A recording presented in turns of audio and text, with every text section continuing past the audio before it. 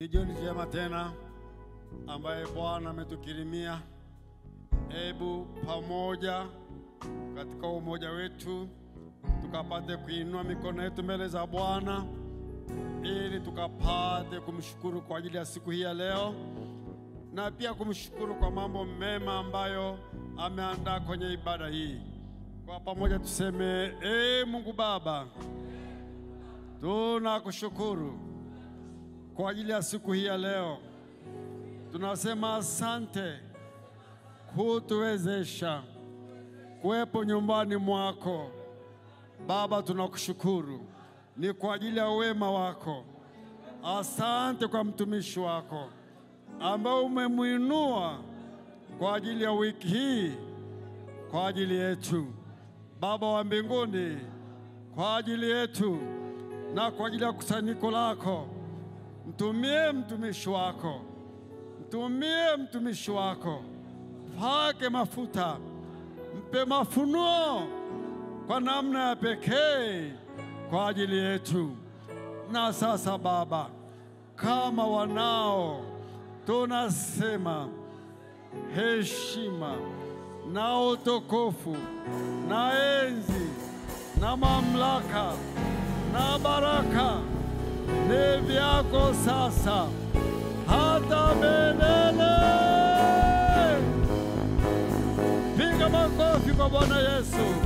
Tukuze Mungu wetu. Baba, pokea sifa za watoto wako. Tunakushukuru kwa siku hii, tukijiweka mikononi mwako katika jina la Yesu, na tukaseme wote amen. Amen. Piga makofi kwa Yesu. Alafu piga makofi kwa Baba pia. Ametuongoza maombi, yamekuwa ya baraka sana sana. Basi ukiwa umesimama, naomba inua mkono wako mmoja juu. Mungu wangu na Baba yangu, mwamba wangu na mwokozi wangu, wewe uliye Mungu kwetu, uliye Baba kwetu na uliye mfalme kwetu, ninakupa utukufu wote na heshima kwa mema yote na baraka zote zilizowekwa tayari kwa ajili yetu na kwa kanisa lako na kwa ufalme wako. Asante Yesu kwa wakati wa pekee sana ambao tunapatiwa tena kutoka mbinguni kwa ajili ya kusudi maalum. Nasihi katika jina lako takatifu, kila kinachohitajika juma hili kuwepo mahali hapa kiwepo. Utukufu wako uwe hapa, malaika wanaohudumia wawe hapa. Yesu, ninaomba neema yako iwe hapa na watu wako wawe hapa. Kila mtu aliyeitwa kwa jina lako kwa ajili ya utukufu wa jina lako awe hapa. Arusha iwe hapa, jina lako liwe hapa, na mkono wako uwe hapa, na nguvu zako ziwe hapa, na macho yako yaelekee hapa. Bwana wa majeshi, inamisha mbingu, shuka mahali hapa, tutembelee, litembelee kanisa, watembelee watu wako, tembelea kusudi lako na mapenzi yako. Timiza yote yaliyoandikwa kwako kwa ajili yetu, kwa ajili ya juma hili na kwa ajili ya ufalme wako. Utubariki sasa. Tunakualika sasa uchukue nafasi yako kwa siku hizi na juma hili, kwa heshima na utukufu wa jina lako, katika jina la Yesu. Sema amen. Amen. Pigia Bwana Yesu makofi. Unaweza kuketi na Mungu awabariki sana sana. Ninamshukuru Mungu sana kwa ajili ya jioni ya leo, na kwa namna ya pekee vile Mungu ametujalia kuweza kuanza wiki hii ya ufunuo wa neno la Mungu. Na wiki ambayo namwamini Mungu Bwana atageuza mahali hapa kwa mahali pa baraka sana sana. Na kila ambaye atahusika na kutii na kuwepo hapa, kuna hatua kubwa sana Mungu atakupatia juma hili. Na jioni ya leo niwaletee salamu kutoka kwa mke wangu, amewasalimia sana. Lakini pia nimshukuru Mungu kwa kibali chake na kwa kibali kwa baba pamoja na wazee wa kanisa, wachungaji, wasaidizi, kwa neema hii ambayo tena kwa wakati mwingine bado Mungu amenitaka kurejea tena Betheli kama nyumbani, lakini pia kwa ajili ya ufalme wake. Namshukuru Mungu sana kwa ajili ya neema hiyo na kwa kibali hicho. Na jioni ya leo tunapoanza, ninaomba unisikilize kwa makini. Simu yako isiwe wazi. Weka airplane mode, hakisha upokei chochote kwenye simu yako isipokuwa tu itumike kama Biblia, kama unatumia Biblia yako kwa simu yako. Lakini kusiwe na kitu kingine chochote tena. Kwanza nimshukuru Mungu sana kwa mambo ya ajabu aliyoyafanya kutoka mwaka jana mwezi wa 6 tulipofahamiana mpaka siku ya leo. Wakati nikitafakari nasikia kumwogopa Mungu sana sana. Mungu awabariki sana kwa utumishi mkuu ambao umemtumikia Mungu kwa mwaka huu mmoja. Acha miaka yote mmetumika, lakini mwaka huu tu mmoja na mimi kuwa mwenyeji Betheli. Naomba tumpigie Bwana Yesu makofi kwa ajili ya jambo hilo la ajabu. Sasa imempendeza Mungu tena kwamba napaswa kuwa hapa. Na niko hapa kwa ajili ya maneno ya Mungu na kwa ajili ya utumishi wa ufalme wa Mungu. Tunapokwenda kuanza semina yetu, ina kichwa cha ujumbe unaosema ishi kwa ajili ya Mungu.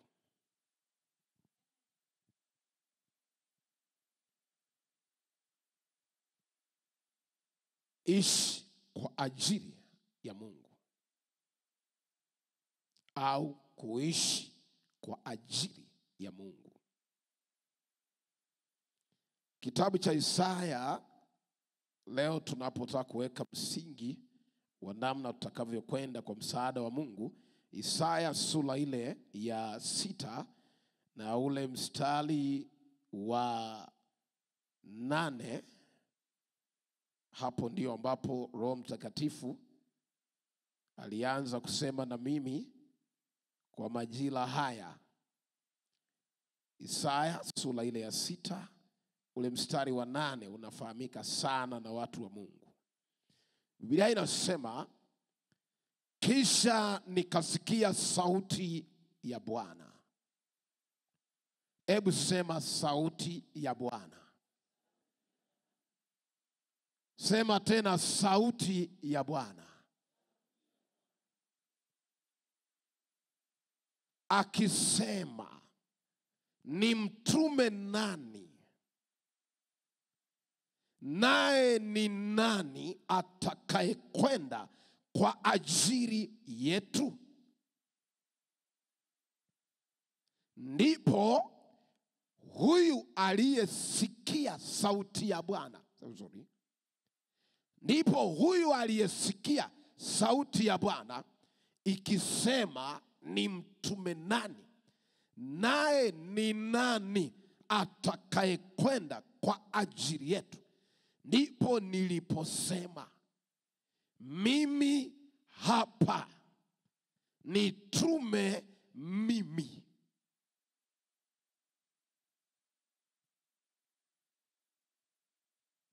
Sasa ngoja turudie tena. Kisha nikasikia sauti ya Bwana. Sasa jiandae kusikia sauti ya Bwana. Hiyo sauti ilimwambia nini? Huyu ni Isaya akisema, Mungu alikuwa anasema nini? Kumbuka ni sauti ya Mungu ndiyo anayoisikia. Hiyo sauti ikawa inasema, ni mtume nani?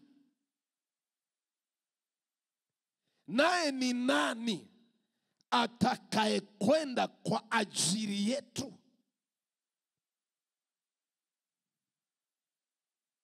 Huyu aliyesikia sauti ya Bwana akasema, kwa kuwa mimi nimeisikia hiyo sauti,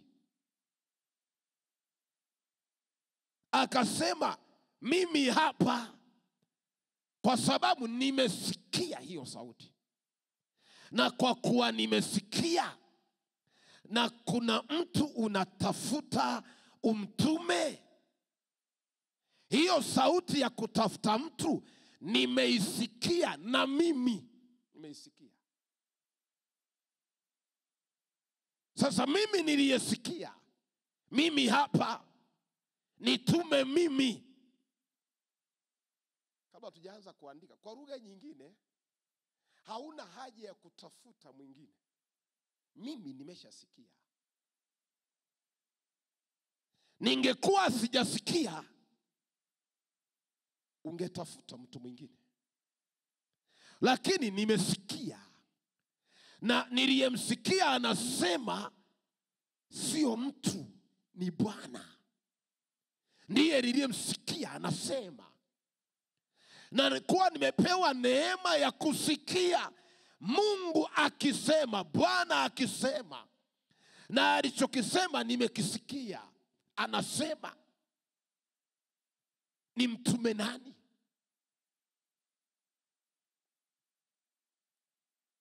Sasa jambo la kwanza lililoko hapa ni kusikia sauti ya Mungu. Hebu sema, kusikia sauti ya Mungu. Sema tena, kusikia sauti ya Mungu. Jambo la pili lililoko hapa, kabla sijaanza kuongea mmoja hadi jingine,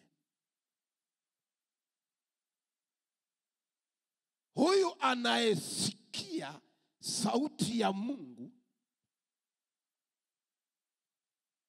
alielewa kile ambacho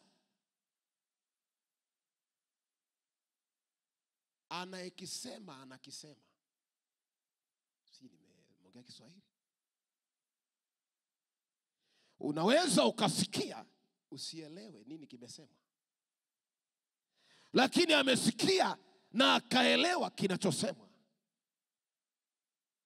Na alipoelewa kwamba ni sauti ya Bwana, hiyo sauti ilikuwa na uhitaji. Uhitaji unasema, ni mtume nani? Ni mtume nani? Nani yuko tayari kutumwa? Nani yuko tayari kutumwa? Lakini jambo la tatu, nani yuko tayari kwenda kwa ajili yetu? Nani atakubali kwenda kwa ajili yetu? Sasa nilikuwa na swali, nafikiri wote natamani baadaye kesho askofu atatujibu. Mungu anasema huyo mtu aende, sio kwa ajili yake, kwa ajili yetu. Sasa ule wingi ule pale, aende kwa ajili yetu. Sasa mimi nikisoma ninaona ni kama kuna mtu anahitajika na Mungu aende kwanza kwa ajili ya Mungu anayemtuma, lakini pia kwa ajili ya watu fulani ambao Mungu anataka kusema nao.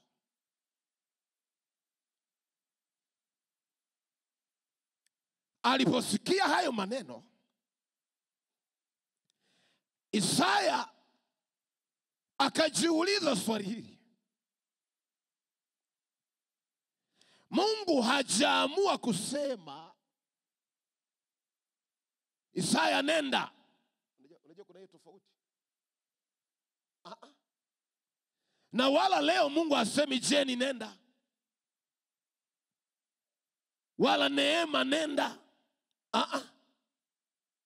Yeye alichofanya, Mungu aliongea, na alipoongea alihakikisha kuna mtu anasikia anachoongea.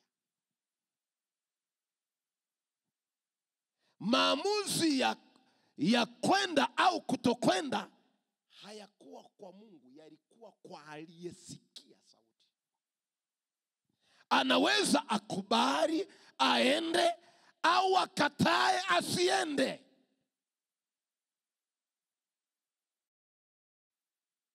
Bwana Yesu asifiwe. Hebu nipungie mkono hivi namna hii. Siku 3 leo, kesho, kama siku 3 hivi, kutakuwa na utulivu, hakutakuwa na amen nyingi sana. Kwa sababu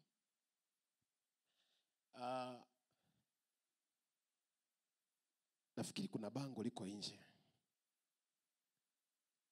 linazungumza juu ya wiki hii, na kwenye maelezo niliweka kitu kinaitwa ufunuo wa neno la Mungu. Hebu sema ufunuo wa neno la Mungu. Sema tena ufunuo wa neno la Mungu. Natamani sana sana kuna kitu, kuna sauti ya Mungu uisikie wiki hii.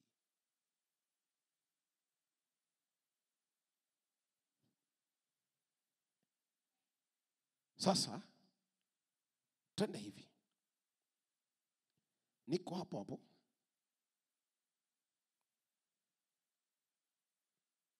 Anasema aliposikia kwamba anatafutwa mtu wa kutumwa, anatafutwa mtu, akasema hivi, ningoje Mungu aende akaseme Neema? Isaya akasema hapana. Maadamu nimesikia, niko hapa nasikia Mungu anasema, akasema nimeelewa anachosema, na nimeelewa uhitaji wa Mungu, kwamba kuna mtu anatafutwa. Kuna mahali Mungu anataka kufika, lakini ili Mungu afike hapo anatafuta mtu. Kuna mahali Mungu anataka kwenda, lakini ili aende hapo anatafuta mtu. Kuna jambo Mungu anataka kulifanya kwa watu, lakini ili alifanye anatafuta mtu atakaye simama au kwenda afanye kwa ajili yake na kwa ajili ya hao watu. Isaya akasema hili ndilo hitaji tu la Mungu, na mimi nimesikia. Akasema mimi hapa, hauna haja ya kutafuta mtu. Hata kama hujasema, Isaya anaongea na wewe, lakini maadamu masikio yamesikia kwamba Mungu aliyeniumba anatafuta mtu, manake hata mimi nikiwa tayari naweza kwenda. Hata mimi nikiwa tayari naweza kufanya. Hata mimi nikiwa tayari naweza kwenda. Akasema mbona ni fursa nzuri Kwanza nimepewa fursa ya kusikia kwamba Mungu mkuu aliyeumba mbingu na nchi ana swali, ni mtume nani? Halafu na mimi nikasikia.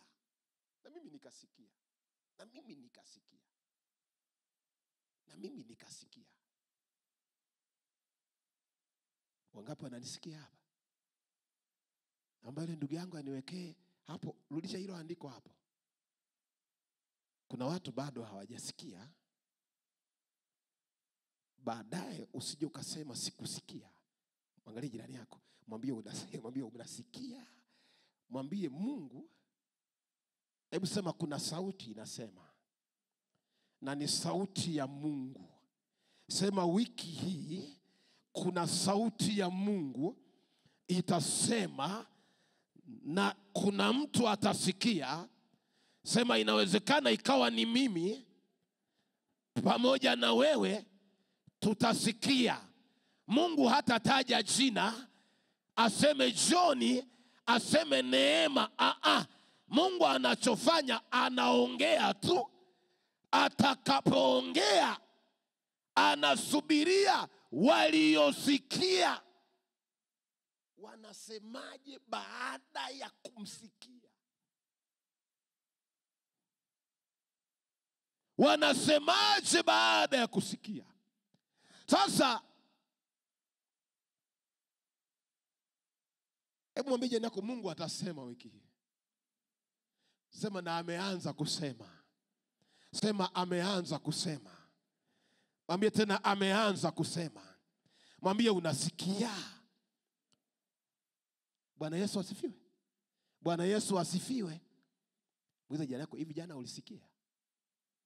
Maana ninahofia na leo tena isije kawa Mungu anasema ukawa tena usisikie kama ambavyo nimehisi jana hukusikia. Halo? Ulisikia? Unajua kwa nini hakunaga mabadiliko kwenye maisha ya watu fulani? Wakati Mungu anasema huwa hawafanyi nini? Wakisikia hawasemi mimi hapa.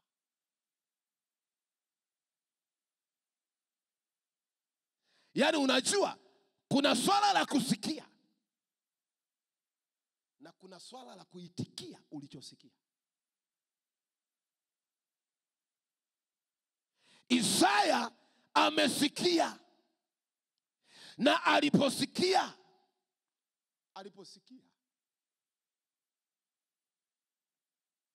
alichokisikia akakiandika, kwamba alichosikia kinasema.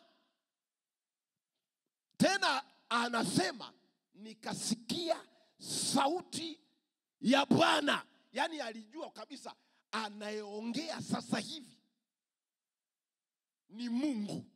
Na mimi natamani wiki hii ujue atakayeongea na wewe ni Mungu, kwa sababu tutasoma maneno ya Mungu.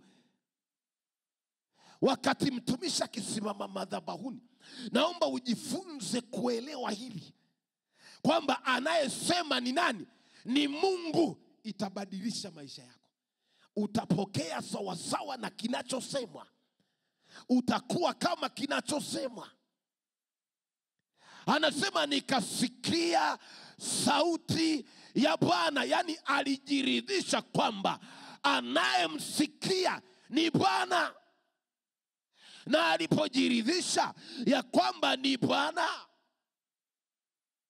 lakini pia akaelewa anasemaje. Unaweza usikie lakini usielewe vizuri, hivi alikuwa anamaanisha nini? Akasema, hiyo sauti ikasema, ni mtume nani? Akagundua kuna mtu anahitajika, na mimi ni mtu. Kwa ajili ya nini? Atakaye kwenda. Sio tu kwa ajili ya Betheli, kwa ajili ya Mungu pia. Sio kwa ajili ya askofu, kwa ajili ya Mungu, kwa ajili yetu, yani na Mungu akiwa ndani. Kwamba Mungu yuko hapa anatafuta kuna mtu anyanyuke aende mahali.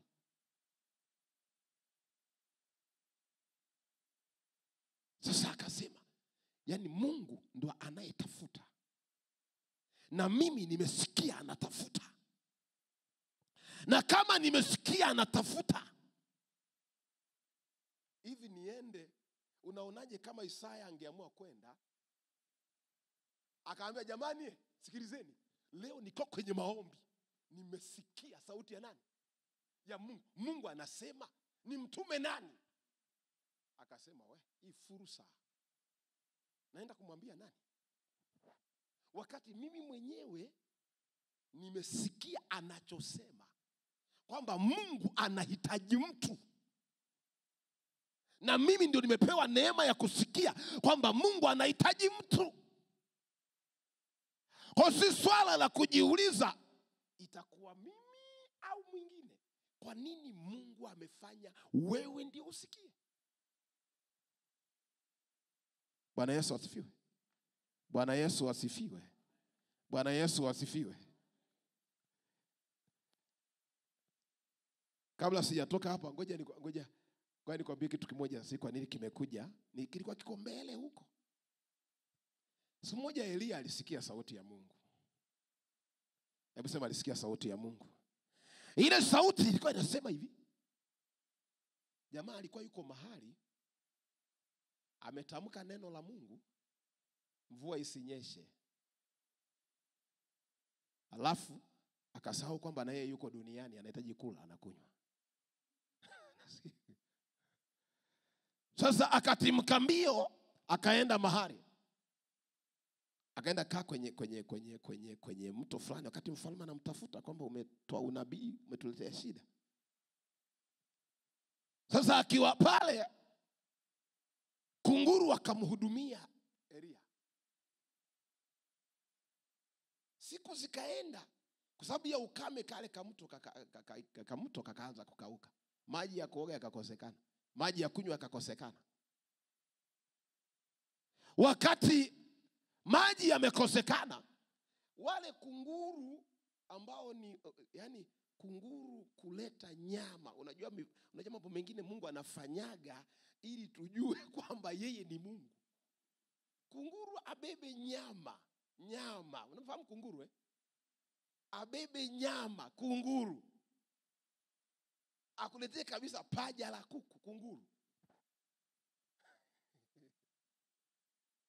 Lakini kunguru akapeleka, akawa kunguru mhitaji wa nyama, akawa anapelekea mwingine nyama. Akamhudumia jamaa. Lakini baadaye ghafla kunguru akapotea. Ile asubuhi hajaleta chai, mchana hajaleta lunch, jioni hajaleta dina. Siku ya kwanza, siku ya pili, maji yamekauka, libakia tope. Elia kaanza maswali.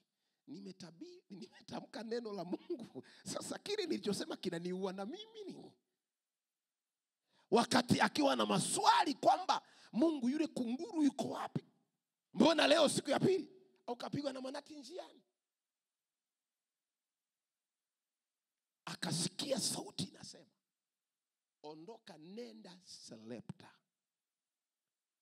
Sauti ya Bwana, nimeandaa mwanamke mjane wa mji ule akulishe.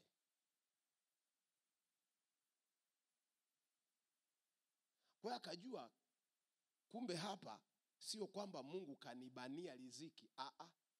Muda wa kuhudumiwa nikiwa hapa ulikuwa umeisha. Akafuata, akasikia, akanyanyuka katika Sarepta.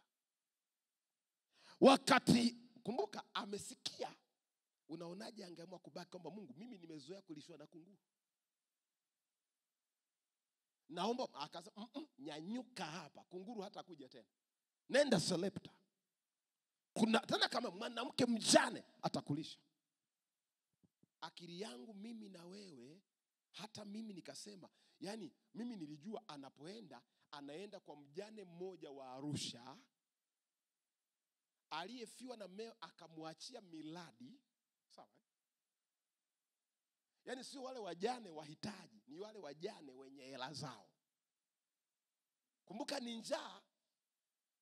Elia alijua kabisa huyo mjane ana akiba ya kufanya tule hii miaka iliyosalia kama ni 2 au 3. Akatoka anaenda. Amesikia sauti. Akakubali akaondoka. Anapofika anaingia tu kwenye mji. Anakutana na mwanamke mmoja na okota. Kumbuka anaenda akiwa na picha ya mwanamke, hamjui sura, lakini ni mwanamke. Kwa akimuona mwanamke lazima awe makini ajue ndo huyu au mwingine. Na mtu wa kwanza anapoingia selepta wa kumuona, Biblia inasema alikutana na mwanaume wa kwanza, ni mwanamke. Anaokota kuni. Akajua hizi kuni si ndo za kupikia hizi. Nakumbuka hajala na kama siku 2-3 hivi. Akamsalimia yule mama. Yule mama alipomwitikia akamwambia naomba maji ya kunywa. Maana kule alikotoka kumbuka kijito kimekauka. Kwa hiyo ana kiu ya maji. Lakini baadaye alijiuliza, sijala nina siku kadhaa. Sijala sijanywa. Nisije nikaanza na maji, hapana. Nipate chochote kwanza niweke tumboni ndio ninywe maji. Akamwambia samahani mama, unaweza kunitengenezea? Ni sawa. Kamkate kidogo moto hivi niweke vizuri tumbo. Sawa? Yule mama akamtazama, akaona huyu ni kama ni mpako mafuta wa Bwana. Na ndio alimwambia kama aishivyo Mungu wako. Hata sijui kama alimtambua kama ni Elia. Lakini anachokiongea yule mjane amehisi huyu mtu huyu ni mtu wa Mungu. Akasema kama aishivyo Mungu wako, sina baba, sina. Hivi unavyoniona kamebakia chakula cha mwisho kabisa. Yaani tukipika leo tunachosubiria ni maumivu ya njaa mpaka kufa. Ni kama nataka kumwambia kuna nabii mmoja ameitabiria mvua isinyeshe. Kumbe ndo anayeongea naye.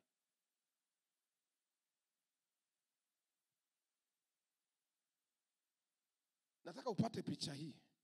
Hebu sema kuishi kwa ajili ya Mungu. Sasa huko tutaanza kusema, lakini sio sasa hivi. Unajua Elia alikuwa anajua kitu kinaitwa kuishi kwa ajili ya nani? Ya Mungu. Kwamba ninapoishi naishi kwa ajili ya Mungu na kwa kusudi fulani.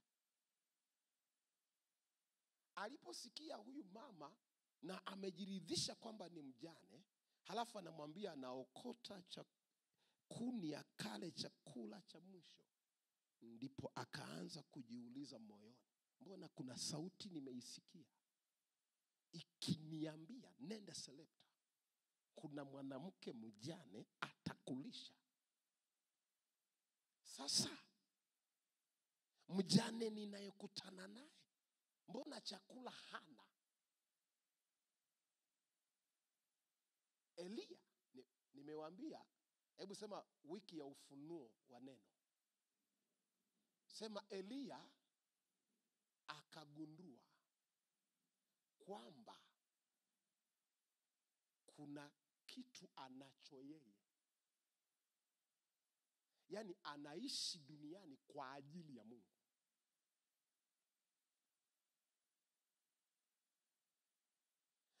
Akichukua alichonacho yule mjane na alichonacho yeye, maisha yanaendelea.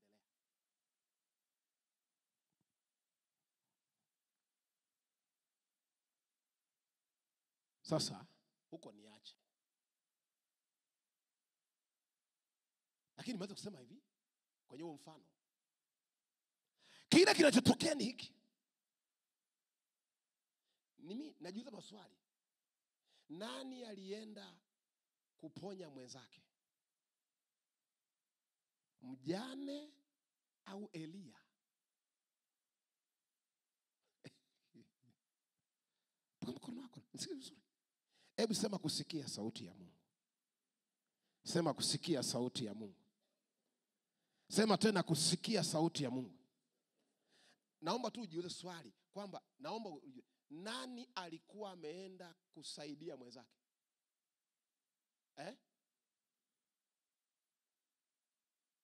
Kilichomfanya awe msaada wa Mungu kwa ajili ya mjane ni nini? Alisikia sauti ya Mungu. Aliposikia kile Mungu anasema, ulikuwa na mambo mawili. Ukijasikia na ukaitikia unachoambiwa, unapona wewe uliyesikia, na unapona kwa yule uliyeambiwa kwa habari yake.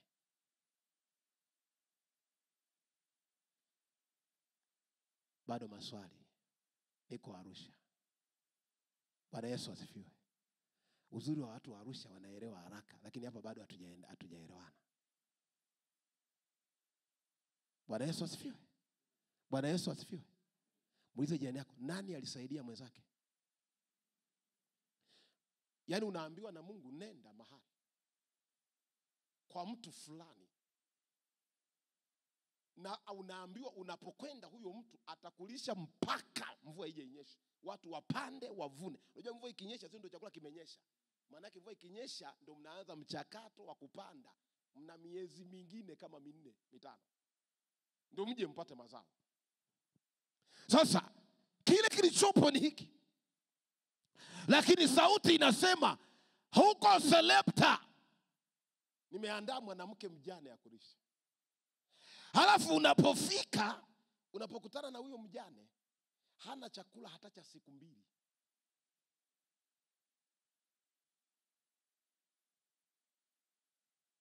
Kwa nini umeambiwa uende kwa mtu wa namna hiyo?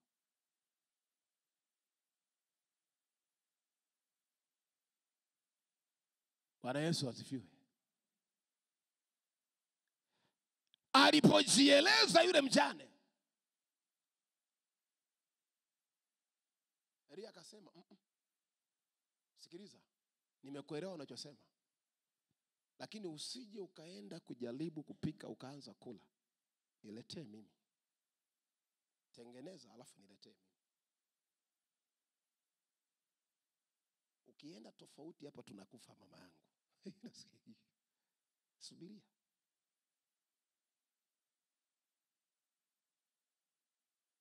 Ngoja nirudi. Bwana Yesu asifiwe. Isaya, yani hiyo kitu nitaiongea kesho. Kuna mahali nitatokea, utanielewa vizuri sana. Isaya alipojua kwamba Mungu ana uhitaji, hakutaka atafutwe mtu mwingine. Mungu alipoongea alisubiria majibu.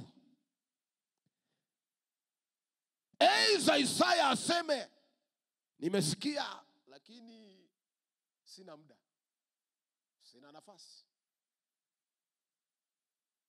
Nimesema kukubali au kukataa ilikuwa ni juu ya Isaya.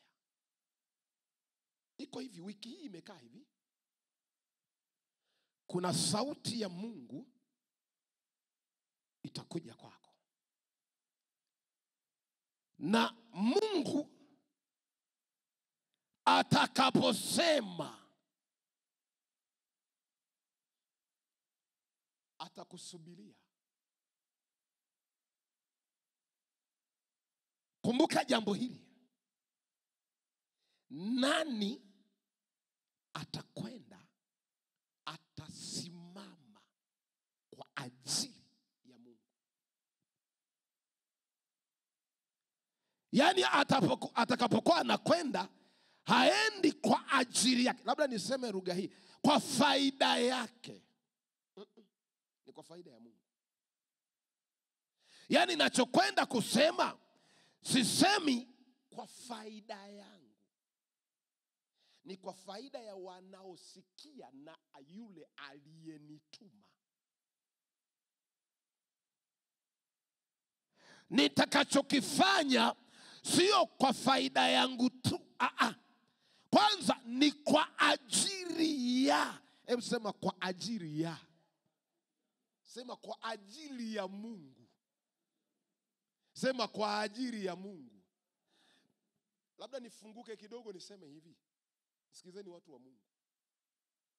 Moja ya kitu ambacho Mungu anakitafuta ni kupata watu walio tayari kuishi kwenye mambo fulani duniani kwa ajili yake.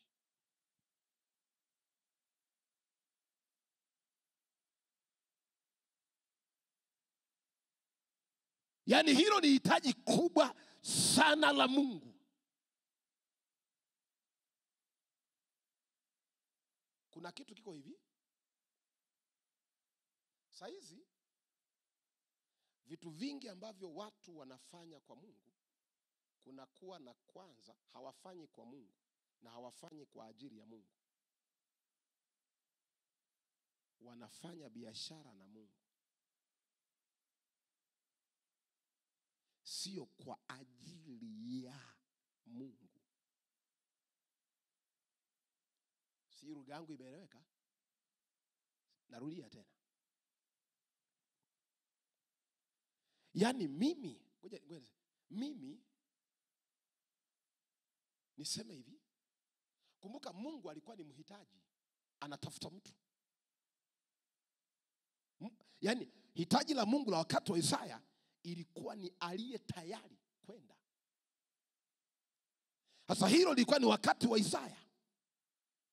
Na Mungu asemi Isaya, utakapokwenda, yaani huyo mtu atakayekubali kwenda, nitambariki, nitafanya. Yaani mimi Mungu, sio mimi hapa, nasema sasa kwa niaba ya Mungu. Mimi Mungu natafuta mtu kwa ajili ya kile nachotaka mimi kitokee.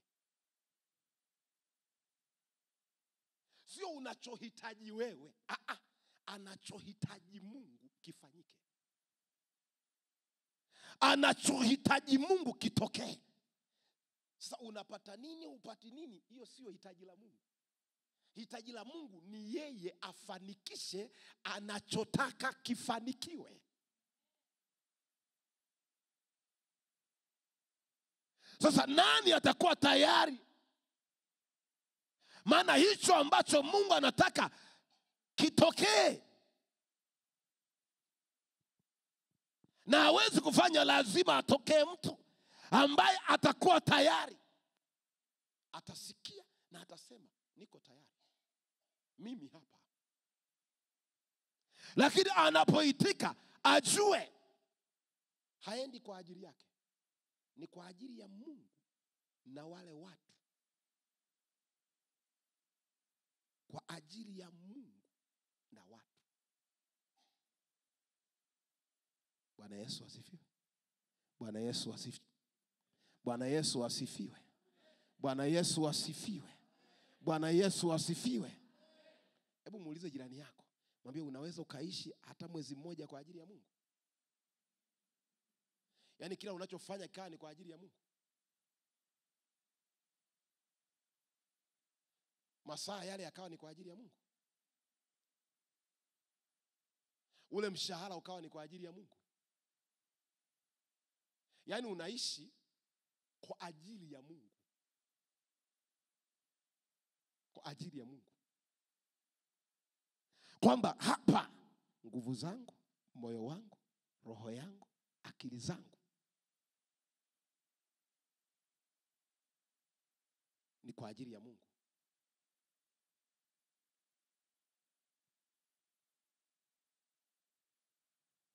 Isaya aliliona hitaji la Mungu. Alipoliona hitaji la Mungu, lakini alikuwa anajua anakwenda, nani atakuwa tayari kuumia, hata kama ni kuumia kwa ajili ya Mungu. Hata kama ataaibika, iwe ni kwa ajili ya Mungu. Unajua kitu Yesu alifanya? Yesu hakuwa na uhitaji wa wokovu. Sasa hili andiko sio malizungumzia habari za Yesu, no. Wakati Yesu anakuja duniani, hii inaitwa nia ya Kristo. Hebu sema nia ya Kristo. Alikuwa anajua anakuja kwa ajili ya Mungu na kwa ajili ya watu. Yaani kuna jambo Mungu anataka kulifanya, lakini lazima apatikane mtu ambaye atakubali chochote kimpate, lakini kile cha Mungu kisimame. Mungu afanikishe misheni yake. Yaani mimi nilale njaa leo, lakini Mungu afanikishe misheni yake.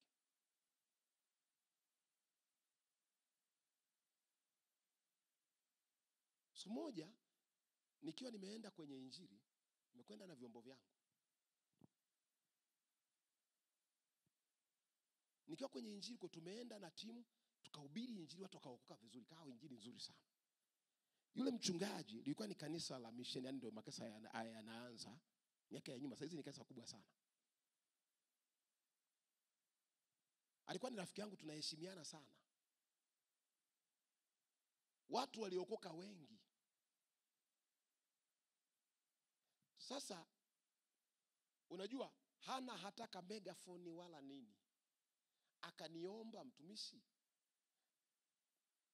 ukimaliza siku 3 za semina, unaweza ukaniachia, kama huna ratiba ya mkutano, unaweza kaacha hivi vyombo na vijana wako angalau siku 2-3, yani wiki hii mpaka Jumapili, nikamatie hawa watu na huu muziki, yani na sawa na hivi vyombo, ili kwamba yani kusionekane kumepungua kitu.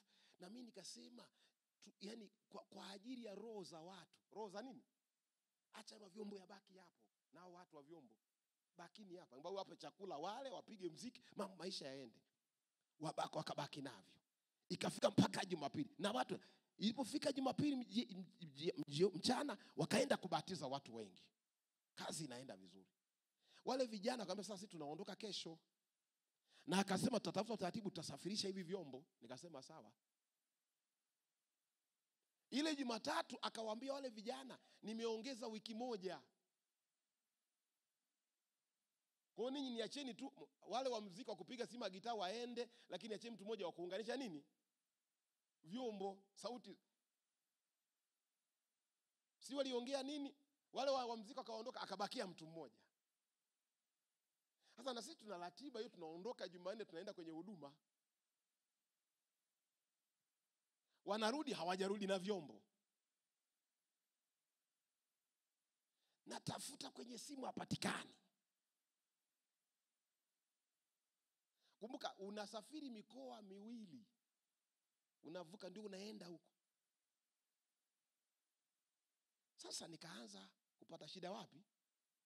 Moyoni. Unajua wiki ya kwanza hakurudisha, wiki ya pili hakurudisha, wiki ya 3 havijarudi. Na yule aliyeachwa naye sikatokea, naye akanyanyuka, naye akaona sasa siwezi naye akaondoka, kaacha vyombo kule. Kwa hiyo kule wakaanzisha maombi ya kuniombea niguswe vile vyombo vibaki kule.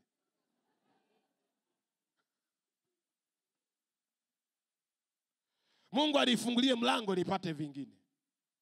Kwa hiyo wamevishikilia kwa imani. Sasa kama ni imani nyinyi mtajua. Sasa nikatoka nikanyanyuka sasa kwa hasira sasa. Kwa nini? Mikutano imeshavuruga ratiba yangu. Kwa hiyo nafuata vyombo sasa. Mwezi karibu unaisha. Nikatoka sasa.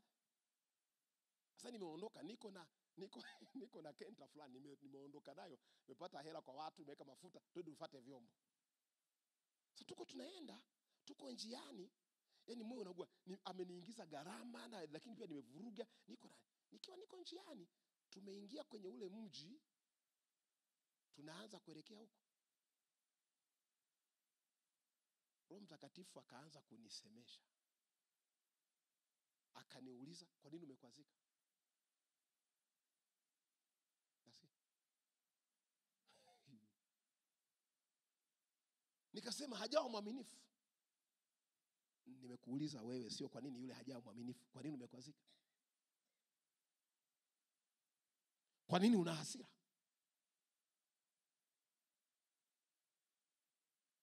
Akaniambia, unaonaje akikunyang'anya asikurudishie, utamfanya nini? Halo? Akaniambia, yani kwenye injili kakitu kadogo hivi unaumia. Kwenye injili hii ya kwangu. Yani kakitu kadogo hivi. Kadogo hivi. Ukikuta ameuza, utafika wapi? Kama hauko tayari kufanyiwa hivi kwa ajili ya injili, utakuwa unifai. Nikasema, baba naomba rehema zako. Baba niko tayari baba, kwa nini naomba rehema? Unajua, yani tunafika pale, nimeokoka, nimekuwa mtakatifu. Tunapofika nimeshabadilika, nimekuwa. Unajua ilibidi niache speaker 2 na powered mixer. Yani ikabidi sasa nigeuze namna ya kutazama, nilione hitaji. Walifanikiwa kwenye maombi yao, hawakufanikiwa.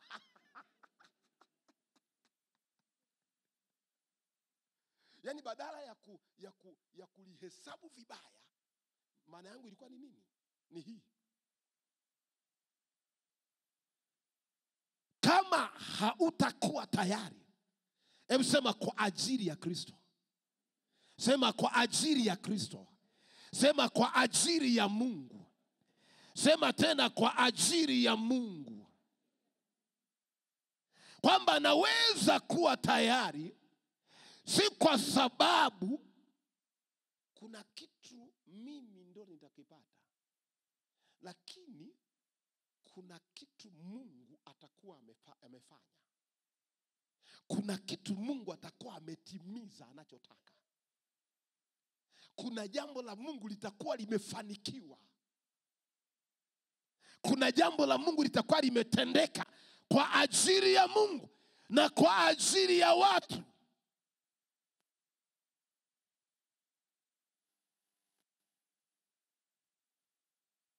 Niliwahi kuongea mwaka jana, nikawapa mfano.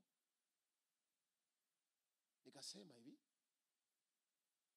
yani mfano ulio hai, nikawaambia yule kijana mmoja Mtanzania anayecheza mpira nje huko, ambaye ndo amepata neema ya kucheza mpira kuliko vijana wote wa Tanzania. Mnamfahamu wote. Yani nilipokaa naangalia kwenye taarifa ya habari moja ya ITV, halafu na kwenye mitandao ya kijamii, niliona kwenye taarifa ya habari na nikamwambia mke wangu, unaona huyu kijana alichokifanya? Yani amerudi kwenye imani yake, amekaa, baada ya miaka kadhaa anakuja, akaenda kuchukua eneo kubwa, akaenda kujenga sinagogi kubwa, linaingia watu karibu 2000. Unajua, akalijenga lote, akalifanyia finishing, akaweka maji, akaweka kila kitu. Halo? Hajachangisha mtu, hajaombwa na mtu, ila aliliona hitaji la Mungu wake. Soma vizuri. Hitaji la nani? Basi hicho alichoona, na akaamua kusimama tu kama yeye.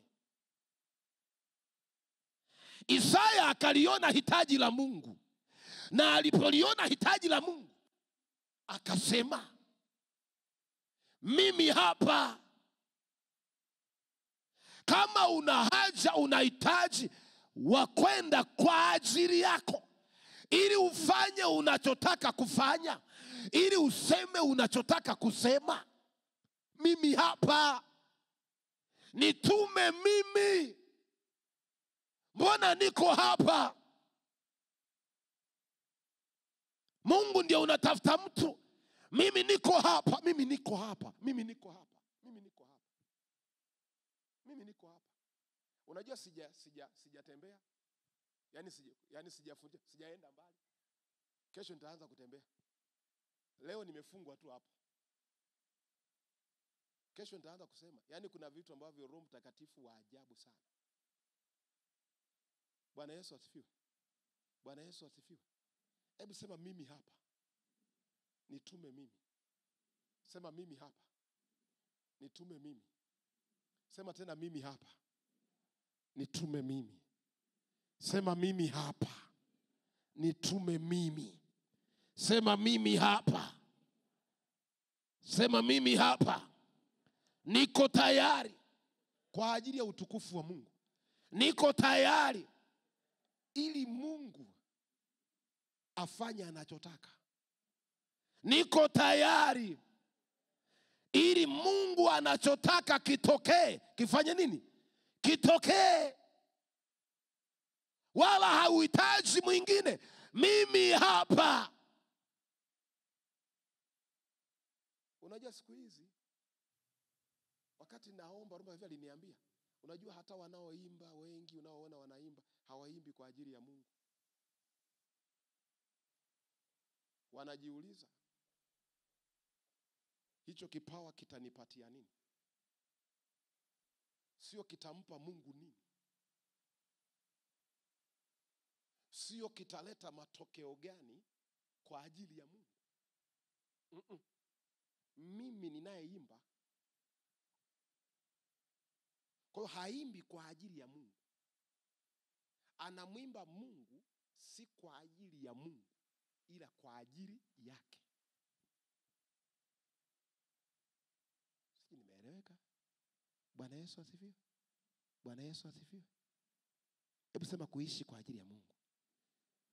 Sasa mshike mkono jirani yako muulize, hivi pale kazini unaishi kwa ajili ya Mungu? Mwambie hii biashara unayofanya ni kwa ajili ya Mungu kweli? Unaishi kwa ajili ya Mungu kwenye biashara yako? Unaishi kwa ajili ya Mungu kwenye mtaa wako?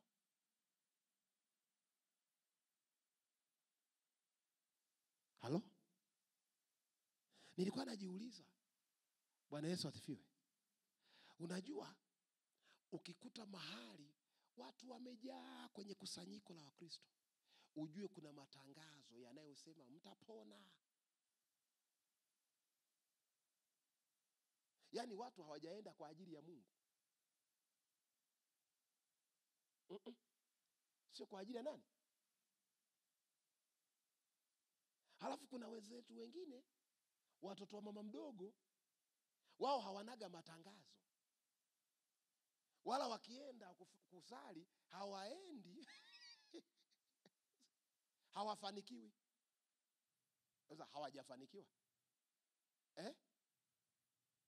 Halo? Hawajafanikiwa. Unajua wakienda, wao wanajua tu wanaabudu Mungu wao. Wanafanya nini? Wanaabudu Mungu wao. Inama, inuka kwa Mungu. Mungu anainamiwa, unainuka. Unainama, unainuka. Unainama, unainuka. Unainama, umetimiza sala zako, unataka kuzisali, umemaliza, kwa heri. Wakienda kwenye biashara, huyo Mungu waliyemfanyia cha kwake anawafanyia cha vya kwao. Lakini wapendwa, sema wapendwa, unajua Yesu Yesu, hebu sema Yesu. Ile siku ambayo hawakumuomba mikate, aliwapa mikate. Kesho yake sasa wakawa wanaenda sio kwa ajili ya Yesu, ile mikate ya jana. Halafu hakutoa mikate. Ndivyo tulivyo leo.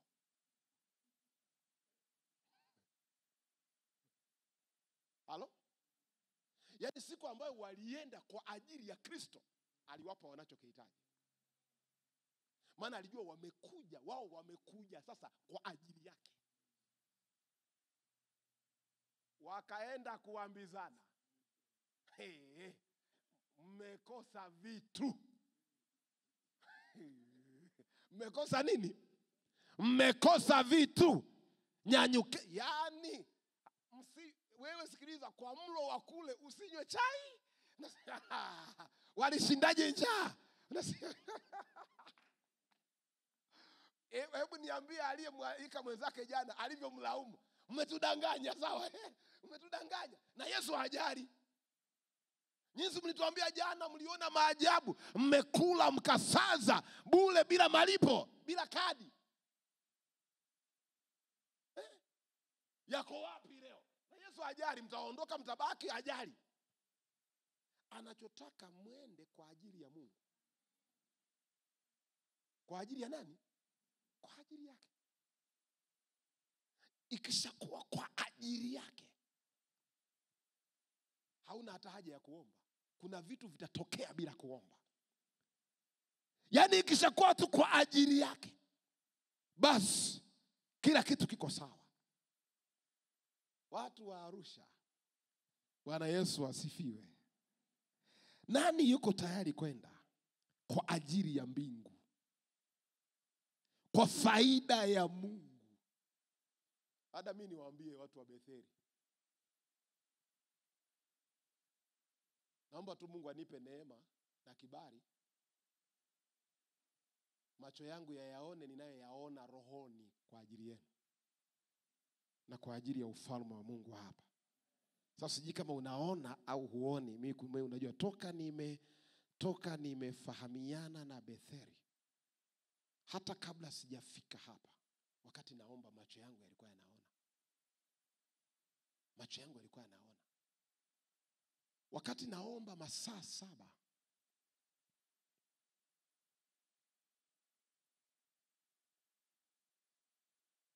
nimemaliza maombi siku 7, nikaona haijatosha.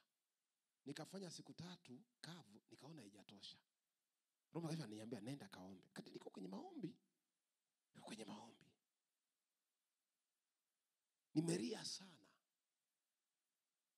Kesho nitawaambia kile ambacho ndicho sasa. Hapa tukana soba za Isaya, kesho itakuwa ni za kwetu. Kuanzia kesho. Picha niliyoiona, siji kama Mungu atafungua macho yako uone. Lakini kuna mtu lazima awe tayari kwa ajili ya hilo. Lazima tayari kwa ajili ya hilo. Huyu baba yetu amefanya umisheni sana. Lakini yamkini hajaongea na nyinyi sana. Na sio kwamba mimi ameniambia, mimi naongea cha kwangu. Moyo wake unakimbizana kutafuta lile linalotakiwa kutokea litokee.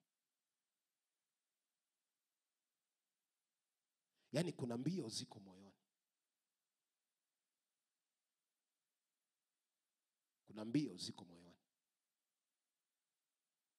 Ninyi, Yesu aliwaambia, ule mji gani asema huu mdogo kamwe? Mji gani unaitwa ule? Akasema wewe fulani huu mdogo kamwe. Mmesahau wote huo mji? Bwana Yesu asifiwe. Ninyi sio hivi mnavyoona. Na hamko hapa kwa ajili ya hiki mnachokiona leo. Mko kwa ajili ya jambo kubwa sana. Yaani uko hapa. Na unajua kwa nini uko hapa? Ndio maana nilitoa mfano kidogo ule wa Elia. Elia ilibidi ajiulize, kwa nini nafika hapa na kutana na hii hali?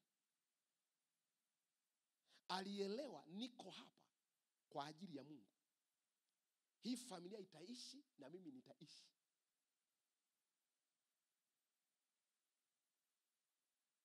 Bwana Yesu asifiwe. Bwana Yesu asifiwe. Kuna watu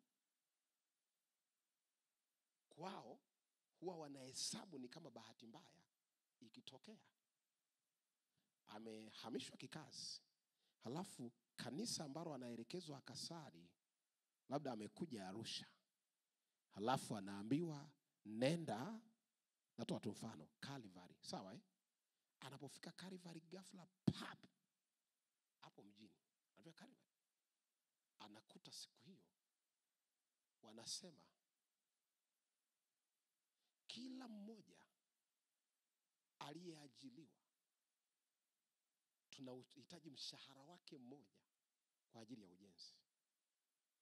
Anajiambia, nafikiri hapa sio sahihi. Na hili sio la kwangu, kwa sababu kwanza mimi ni mgeni. Mimi ni nani? Mimi ni mgeni. Ndio nimefika, bado najipanga. Swali ni hili: kwa nini uliambiwa uende hapo? Na wewe unafanya kazi na unalipwa mshahara, na umekuta mshahara unahitajika. Unajua tafsiri yake? Mungu anataka kukufungulia mlango kwenye huo mji ambao hukuwahi kuona kwenye maisha yako. Ila sasa usipoelewa ndio unapishana na gari la mshahara. Yaani haikuwa bahati mbaya. Yaani ilikuwa ni mpango kamili wa Mungu. Kwamba mshahara wako wa kwanza Arusha ulikohamishiwa sio wa kwako. Wa nani? Na Mungu anajua unatakiwa uwe nani kwenye huo mji. Ili uwe huyo mtu, ili uwe huyo nabii, huyu mnayemuona Isaya, haya yote yanayoendelea mpaka sura ya 66 ni baada ya kusikia sauti na kuwa tayari kwenda kwa ajili ya Mungu. Mungu akajiachia sasa. Aliposema mimi hapa, nitume mimi. Unaona kazi iliyofanyika? Si amekubali? Mungu akaanza kazi. Amekubali, Mungu akaanza kazi. Na ndio wana pale juu Mungu unajua unaposoma unaona kuna utakaso. Lakini Mungu alitaka sio tu huwa nasikia umesikia sauti, ndio. Nani yuko tayari? Akasema niko tayari. Niko tayari. Mimi hapa, nitume mimi.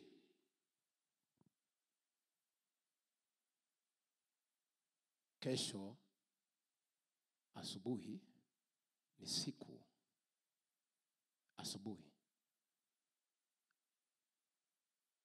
ni siku ya kufungua malango ya miezi 6 iliyoko mbele yetu. Na jioni nitakuwa na maombezi kesho. Maombi ya jioni kesho yatakuwa yanalenga miezi 6 iliyoko mbele. Nitawekea mikono kila mtu. Mikono yako itatenda makuu kwa msaada wa Mungu. Awamu hii ya pili ya mwaka, mikono yako itafanya mambo makuu kwa utukufu wa Mungu. Hiyo ni kesho tarehe 1. Simama pale ulipo. Sasa naomba nisaidie jambo moja. Leo nilikuwa tu najenga msingi fulani, lakini kesho nitaanza kusema nilichotumwa na Mungu kusema. Bwana Yesu asifiwe. Sasa nisaidie jambo moja. Mfanye na yule mshirika ambaye hajaja aje. Kwa sababu kesho, kuanzia kesho, yule ambaye hata kuwepo, atakapokuja kesho kutwa atajilaumu sana kutokuwepo kesho. Kutakuwa na neema ya Mungu isiyokuwa ya kawaida. Naomba ule mstari wetu uwekwe hapo, halafu tuusome wote. Yatakuwa ndio maombi yetu. Na mimi nitainua mikono na kuambia neema ya Mungu iende na wewe.